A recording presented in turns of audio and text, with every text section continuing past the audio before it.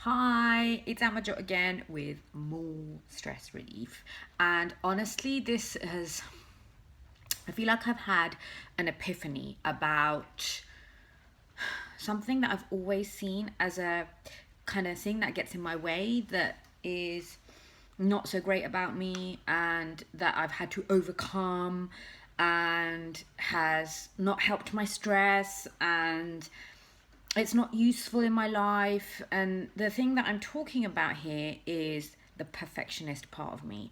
Oh my God, it has caused me so much stress in my life because of how I needed and, kind of would resort to that. I think when I'm stressed, I want everything to be perfect. I want everything to be right. I kind of get into a bit of a controlling mode. And I've always seen that as a bad thing, right? And it's okay, it's not the most useful thing. And Brené Brown has a great phrase of calling herself a recovering perfectionist, which I've called myself on occasion in a kind of way to accept myself for who I am and accept my perfectionist. But I feel like I've kind of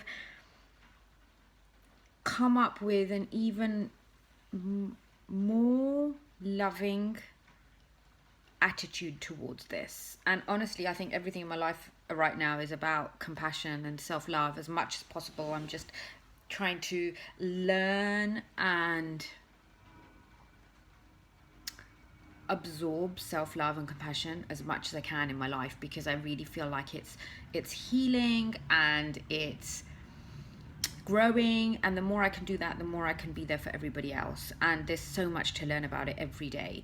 And actually, I've had this epiphany. So somebody said to me, who's like a coach and a supervisor for me, when you're a coach, it's quite cool if you're coaching a lot to have a supervisor as well. And so I had one a while back, and I haven't spoken to him in a while, but he was really cool in what he said about perfectionism. And he said perfectionism kills creativity. Perfectionism is the death of creativity.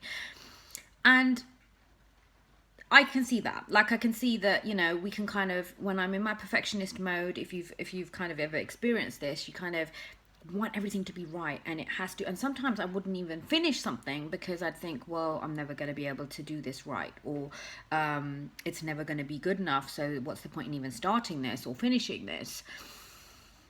And I'm better at that. I can knock things out now, and it can be 80% right, and I'll still do it. I can do videos without worrying about getting it wrong, or sometimes I would re-record stuff if I made a mistake, and I don't do that anymore because everyone makes mistakes, and they're quite funny sometimes.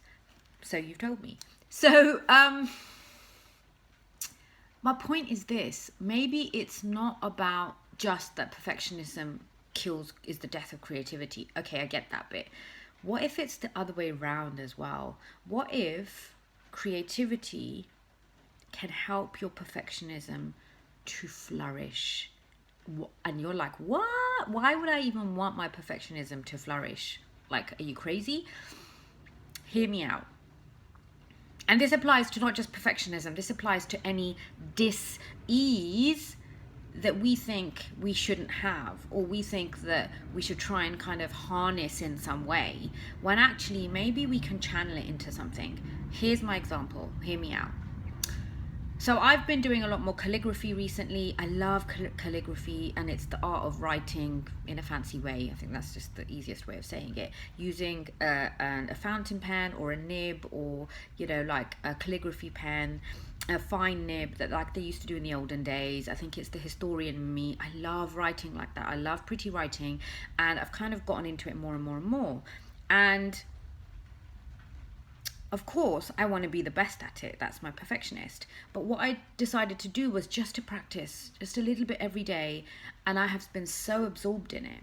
And what I've realized is that my perfectionist can be channeled into that creativity.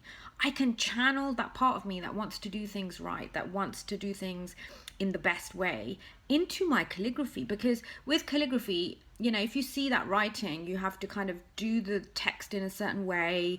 You have to, when you you scroll down, it's thicker. When you scroll up, it's thinner. So you have to do it in a certain way. So I can be as perfect as I want. Of course, I can be messy with it as well, and I can get it wrong, and I can keep doing it and all of that stuff. And I've been sharing it. If you go onto my Instagram or my Facebook pages, you'll see I'm sharing a lot of it. Sometimes I do it on LinkedIn. It's all over the place in different formats. My point is that I can still share it if it's not perfect. My point is that I can also channel my perfectionist into that mode. Like, let's do this. Let's get it right. Let's make it the best it can be. And what that does is, because I'm channeling it in that way, it allows the rest of my life, my work, my relationships, my other hobbies, my day, to not need to be so perfect. It's okay for it to be messy. Because that's life, isn't it? That's what I'm learning, that life can be messy and it's okay.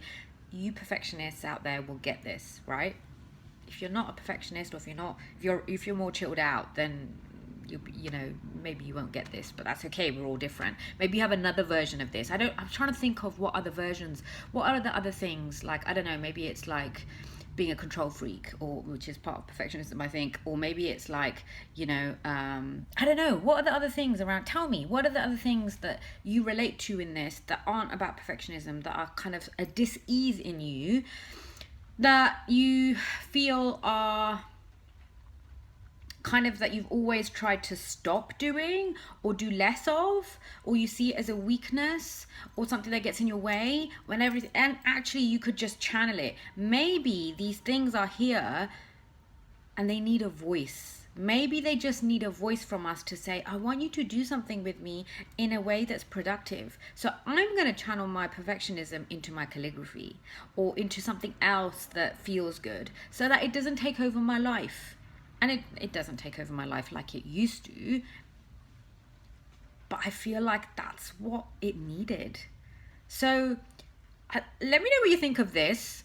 I do think this has an impact on stress. I do think that when I've been at my most stressed, that's when I've been at my most perfectionist, and giving myself a hard time about not doing things right. That perfectionist as well, like the inner and outer, in the actions as well as how I treat myself.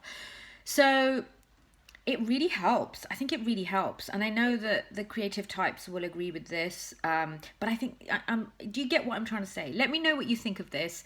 Let me know if you can channel your perfectionism or your dis-eases into a specific focus, and whether it's art, whether it's creativity, whether it's doing something with your hands. What can you focus on so that you can give that part of you some acknowledgement, some focus, some love, some attention? Let me know what you think. I'll speak to you soon. Bye.